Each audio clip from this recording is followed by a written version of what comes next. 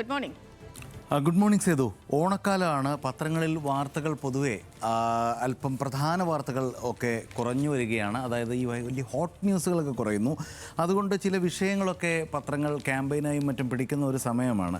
ഏതായാലും മനോരമയുടെ ഒന്നാം പേജിൽ വളരെ പ്രധാനപ്പെട്ട വാർത്ത തന്നെയുണ്ട്. ഡൽഹിയിലെ വിദ്യാർത്ഥി സമരത്തെ കുറിച്ച് അന്വേഷിക്കാൻ ഉള്ള അന്വേഷണം ഹൈ പവറായിരിക്കുമെന്നാണ് പറയുന്നത്. അതിക്രമം പരിശോധിക്കാൻ സമിതി വരുന്ന കാര്യം നമ്മൾ അറിഞ്ഞിരുന്നു. പെൺകുട്ടികളെ അപമാനിച്ചത് ദ്രുതഗതിയിൽ അന്വേഷിക്കണമെന്ന് സുപ്രീം കോടതി പറഞ്ഞതടക്കമുള്ള വാർത്ത. രാജ്യവ്യാപകമായി നടന്ന വിദ്യാർത്ഥി പ്രതിഷേധങ്ങളിലെ ആസൂത്രിത അക്രമവും, അതായത് രണ്ട് സൈഡുണ്ട്. ആസൂത്രിത അക്രമം നടന്നെങ്കിൽ അതും അന്വേഷിക്കണം എന്നുള്ള രൂപത്തിലാണ്.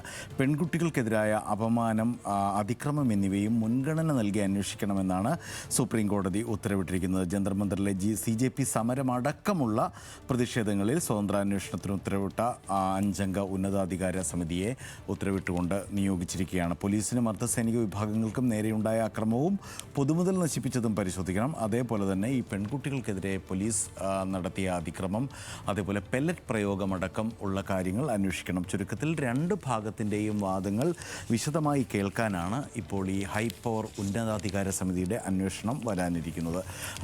മനോരമയുടെ മറ്റൊരു മുഖ്യ പേജിലേക്ക് തന്നെ ഇന്ന് 2 മുഖ്യ പേജുകളുണ്ട്.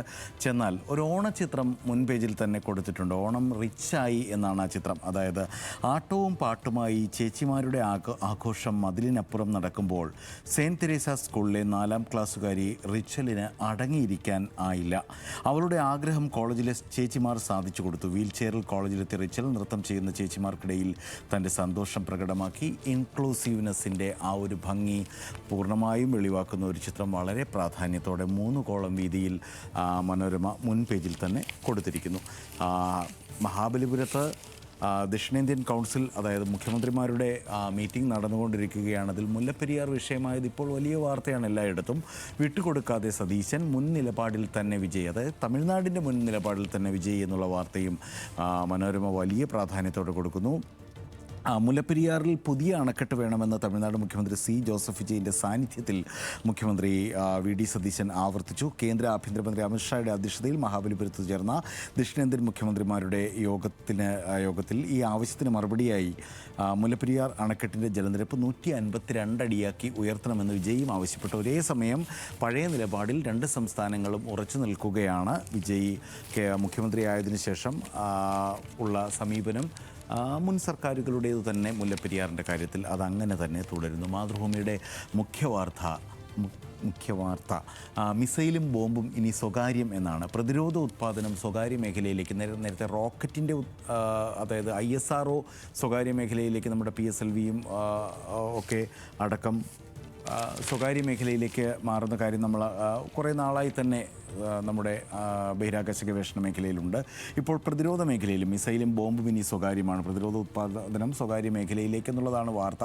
അതിൻ്റെ തലക്കെട്ടിൻ്റെ ഒരു ക്ഷോഭജനകമായ തലക്കെട്ട് തന്നെ, മിസൈലും ബോംബും സ്വകാര്യമെന്ന് കൊടുത്തിരിക്കുന്നു.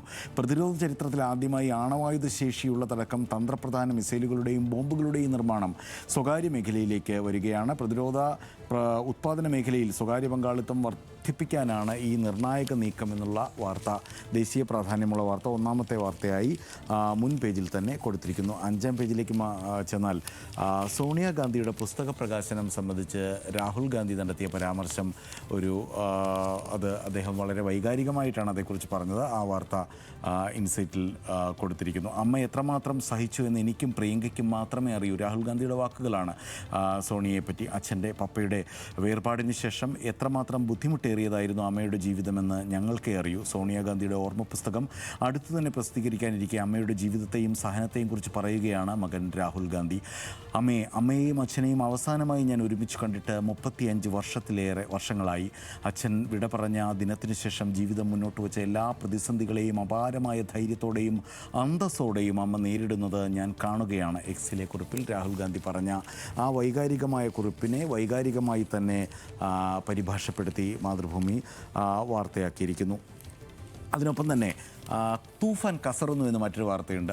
കേരളത്തിൽ തൂഫാൻ ക്യാമ്പയിൻ തുടങ്ങിയതിന് ശേഷമുള്ള അറസ്റ്റ് 10,000-ലേക്ക് എത്തുന്നു. ലഹരിക്കെതിരെയുള്ള പോലീസിൻ്റെ ഓപ്പറേഷൻ തൂഫാൻ 78 ദിവസം പിന്നിടുമ്പോൾ മൊത്തം അറസ്റ്റിലായവരുടെ എണ്ണം 10,000-ലേക്ക്. ഇതുവരെ 8.24 കിലോ MDMA-യും 970 കിലോ കഞ്ചാവും പിടിച്ചെടുത്തിട്ടുണ്ട്. ഈ കുടുങ്ങുന്നതിലേറെയും ചെറുപ്പക്കാരാണ് അതിനോടൊപ്പം ഉണ്ട്. തൂഫാനുമായി പോലീസ് നീങ്ങുമ്പോഴും പിടിയിലാകുന്നവരിലേറെയും ചെറുപ്പക്കാരോ ചെറുകിട വിൽപ്പനക്കാരോ ആണ്. ക്ഷമിക്കണം, ചെറുപ്പക്കാരല്ല, എനിക്ക് തെറ്റിയതാണ്, ചെറുകിടക്കാരാണ്. ചെറുകിട വിൽപ്പനക്കാരാണ് ഏറ്റവും കൂടുതൽ പിടിയിലാകുന്നത്. ചെറുപ്പക്കാരും വലിയ അളവിൽ അറസ്റ്റിലാവുന്നുണ്ട് എന്നുള്ള ആ ഒരു പൊതുവാർത്തകളുടെ ഇടയിൽ അത് പെട്ടെന്ന് വായിച്ചപ്പോൾ കണ്ണിൽ തെറ്റിപ്പോയതാണ് കേട്ടോ. മുഖ്യ കണ്ണികൾ കുടുങ്ങുന്നില്ല എന്നാണ് വാർത്തയിൽ ഉദ്ദേശിക്കുന്നത്. ദേശാഭിമാനിയിലേക്ക് വരികയാണെങ്കിൽ ത്രിഭാഷാ നയം പുനഃപരിശോധിക്കണം, ഹിന്ദി അടിച്ചേൽപ്പിക്കലിന് തിരിച്ചടി കിട്ടിയ വാർത്ത. ദക്ഷിണേന്ത്യൻ സംസ്ഥാനങ്ങളിൽ ഹിന്ദി അടിച്ചേൽപ്പിക്കാനുള്ള കേന്ദ്ര സർക്കാരിൻ്റെ ത്രിഭാഷാ നയത്തിന് സുപ്രീം കോടതിയിൽ തിരിച്ചടി. നയം നടപ്പാക്കുന്നതിനെ വിമർശിച്ച കോടതി പുനഃപരിശോധന വേണമെന്ന് കേന്ദ്രത്തോടും CBSEയോടും ആവശ്യപ്പെട്ടു. അതായത് ഇംഗ്ലീഷിനെ വിദേശ ഭാഷയായി വർഗീകരിച്ച CBSE നിലപാടിനെ അതിരൂക്ഷമായി കോടതി വിമർശിക്കുകയാണ്. നിരവധി സംസ്ഥാനങ്ങളിൽ ഔദ്യോഗിക ഭാഷയെ അംഗീകരിക്കപ്പെട്ട ഇംഗ്ലീഷ് തദ്ദേശ ഭാഷയല്ലെന്ന്, നമ്മുടെ ഇന്ത്യൻ ഭാഷയല്ലെന്ന് എങ്ങനെ പറയും എന്നാണ് കോടതി ചോദിക്കുന്നത്.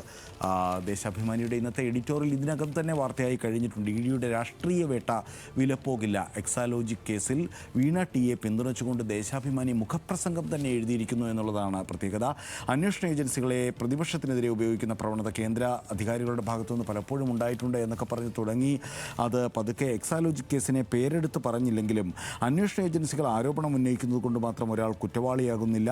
ഇപ്പോൾ കോലാഹലം സൃഷ്ടിക്കുന്ന കേസിൽ 182 കോടി രൂപയുടെ ക്രമക്കേടാണ് കേന്ദ്ര ഏജൻസികൾ നേരത്തെ ആരോപിച്ചത്. നിലവിൽ ഒരാൾക്കെതിരെ പറയുന്ന ഈ 2 കോടി ഒഴിച്ച് ബാക്കി 180 കോടി രൂപയുടെ ഇടപാടിനെക്കുറിച്ച് ഇഡി അന്വേഷിച്ചോ എന്നും മറ്റും ചോദിക്കുന്നു. അന്വേഷണ ഏജൻസി ഏതായാലും ഭരണകൂടത്തിൻ്റെ രാഷ്ട്രീയ ആയുധങ്ങളല്ല എന്നും മറ്റും പറഞ്ഞ് ആഞ്ഞടിക്കുകയാണ് ദേശാഭിമാനിയുടെ 3-ാം പേജിൽ DYFI സംസ്ഥാന സമ്മേളനം തൃശ്ശൂരിൽ നടക്കുന്നതിൻ്റെ ഭാഗമായി ചോദ്യങ്ങളിൽ കേന്ദ്ര ഭരണാധികാരി വിറയ്ക്കുന്നു എന്ന് നടൻ പ്രകാശ് രാജ് പറഞ്ഞ വാർത്ത പ്രാധാന്യത്തോടെ. യുവജനങ്ങൾ ചോദ്യങ്ങൾ ചോദിച്ചു തുടങ്ങിയതോടെ പരമാധികാരിയായ കേന്ദ്ര ഭരണാധികാരി വിറച്ചു തുടങ്ങിയെന്ന് പ്രകാശ് രാജ് പറഞ്ഞ വാർത്തയെ വളരെ പ്രാധാന്യത്തോടെ നൽകുകയാണ്. കേന്ദ്ര ഭരണത്തിൻ്റെ അന്ത്യമെടുക്കുന്നു എന്ന് പോലും പ്രകാശ് രാജ് പറയുന്നു. രാഷ്ട്രീയ നിലപാടുകൾ ഉറക്കെ പറയാൻ ആർജവത്തോടെ പറയാൻ ആർജവം കാട്ടുന്ന കലാകാരനായ പ്രകാശ് രാജിൻ്റെ നിലപാടുകൾ ഇത്തരത്തിൽ കേന്ദ്ര സർക്കാരിന് വിരുദ്ധമായും ഇടത് ബഹുജന മുന്നേറ്റങ്ങൾക്ക് അനുകൂലമായും പലപ്പോഴും നമ്മൾ കാണാറുള്ളതാണ്.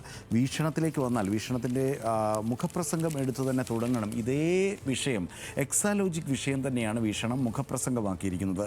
കമ്മ്യൂണിസ്റ്റ് ധീര വനിതകളിൽ നിന്ന് ഫൂലൻ ദേവിമാർക്ക് എന്ന പ്രകോപനപരമായ തലക്കെട്ടും വീക്ഷണം ഇന്നത്തെ മുഖപ്രസംഗത്തിന് നൽകിയിട്ടുണ്ട്. അതായത് ഒരേ ദിവസം കമ്മ്യൂണിസ്റ്റ് പാർട്ടിയുടെയും CPIMൻ്റെയും അതേപോലെ കോൺഗ്രസിൻ്റെ മുഖപത്രം വീക്ഷണവും ഒരേ വിഷയം, എക്സാലോജിക് വിഷയത്തെ അവരുടെ മുഖപ്രസംഗമാക്കിയിരിക്കുന്നു. പിതാവിൻ്റെ മുഖ്യമന്ത്രി പദവിയും പിന്തുണയും ഉപയോഗപ്പെടുത്തി നിഗൂഢമായ സാമ്പത്തിക സാമ്രാജ്യത്തിൻ്റെ ഉടമയായി തീർന്ന മകൾ വീണയുടെ പേരിലുള്ള സാമ്പത്തിക കുറ്റങ്ങളുടെയും വ്യാജ പണമിടപാടുകളുടെയും തുടർക്കഥകൾ എന്ന് തുടങ്ങി കുറച്ച് താഴേക്ക് ചെല്ലുമ്പോൾ ഒരു മുഖപ്രസംഗം സ്വീകരിക്കേണ്ട ഒരു ഭാഷയുടെ അവധാനതയ്ക്ക് അപ്പുറത്തേക്ക് കടന്നുപോലും ചില പ്രയോഗങ്ങൾ ഇതിലുണ്ട്. കമ്മ്യൂണിസ്റ്റുകാർ അധപ്പതിച്ചാൽ പട്ടിയാകും, പട്ടി അധപ്പതിച്ചാൽ പേപ്പട്ടിയാകുമെന്നത് കമ്മ്യൂണിസ്റ്റ് വിരുദ്ധ വിശേഷണമല്ല, യാഥാർത്ഥ്യമാകുന്നു എന്ന് പോലും പ്രകോപനപരമായി വീക്ഷണം എഴുതുന്നു.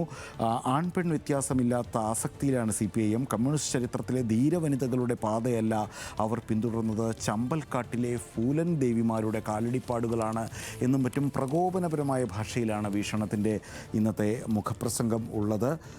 അതിക്രമം അന്വേഷിക്കുമെന്നാണ് മുഖ്യ വാർത്ത. നീറ്റ് സമരത്തിലെ പോലീസ് നടപടികൾ അന്വേഷിക്കാൻ സുപ്രീം കോടതിയുടെ ഉന്നതതല സമിതി എന്നുള്ള നമ്മൾ മനോരമയിൽ കണ്ട ആദ്യ വാർത്ത തന്നെയാണ് വീക്ഷണത്തിൻ്റെയും ആദ്യ വാർത്ത. മാത്രമല്ല, വീണയ്ക്കെതിരായ ആക്രമണം മുഖപ്രസംഗത്തിൽ മാത്രമല്ല മുൻപേജിലും ഉണ്ട്. വീക്ഷണത്തിൽ വെറും കടലാസ് കമ്പനി, വീണയുടെ ഉടമസ്ഥയിലുള്ള ലേക്കർ ഇന്ത്യ കോർപ്പിൻ്റെ പ്രവർത്തനങ്ങൾ ദുരൂഹം.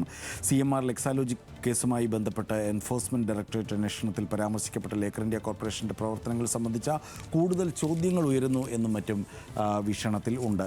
മാധ്യമത്തിലേക്ക് വരികയാണെങ്കിൽ മുഴുവൻ വെള്ളവും എടുത്തോളൂ. അതായത് ഈ മഹാബലിപുരത്ത് നടന്ന ഈ ഡാം സംബന്ധിച്ച കേരള തമിഴ്നാട് മുഖ്യമന്ത്രിമാരുടെ ഡയലോഗ് മാധ്യമം പ്രധാന വാർത്തയാക്കി മുൻപേജിൽ നൽകിയിരിക്കുന്നു. മുഖ്യമന്ത്രിമാരുടെ യോഗത്തിൽ ആവശ്യമുന്നയിച്ച് കേരളം മുഴുവൻ വെള്ളവും എടുത്തോളൂ, പുതിയ ഡാം വേണം, നിരസിച്ച് തമിഴ്നാട് എന്നാണ് മാധ്യമത്തിൻ്റെ വാർത്ത. കളിയൊരുക്കം എന്ന സ്പോർട്സ് പേജിൽ ബ്രസീൽ ഫുട്ബോൾ പ്രതിനിധി സംഘം കൊൽക്കത്തയിലെത്തിയ വാർത്തയുണ്ട്. ഒക്ടോബർ 3 ഇന്ത്യയുമായി നടക്കുന്ന സൗഹൃദ മത്സരത്തിന് 1.5 മാസം ബാക്കിയിരിക്കെ ബ്രസീൽ ഫുട്ബോൾ കോൺഫെഡറേഷൻ പ്രതിനിധികൾ കൊൽക്കത്തയിലെത്തി. ബ്രസീലും ഇന്ത്യയും തമ്മിൽ കളി നടക്കാനിരിക്കുന്നു. കേരളത്തിലേക്ക് അർജന്റീന എത്തും എന്ന് പറഞ്ഞു, നടന്നില്ല. ബ്രസീൽ കൊൽക്കത്തയിലേക്ക് എത്തട്ടെ. ടി വീണയെ വീണ്ടും വിളിപ്പിക്കാൻ ഇ ഡി എന്ന മംഗളത്തിൻ്റെ മുഖ്യ വാർത്ത. ജാൻമണി ഉൾപ്പെടെ 3 പേർ അറസ്റ്റിൽ എന്ന മേക്കപ്പ് ആർട്ടിസ്റ്റ് ജാൻമണി പ്രധാനമന്ത്രിയെ വിമർശിച്ച കേസിൽ അറസ്റ്റിലായ വാർത്ത. അവരുടെ കോട്ട് പ്രസിദ്ധീകരിച്ച ഓൺലൈൻ മാധ്യമ ഉടമയും ക്യാമറാമാനും അടക്കം അറസ്റ്റിലായ വാർത്തയും മംഗളത്തിൽ ഉണ്ട്. സേതു.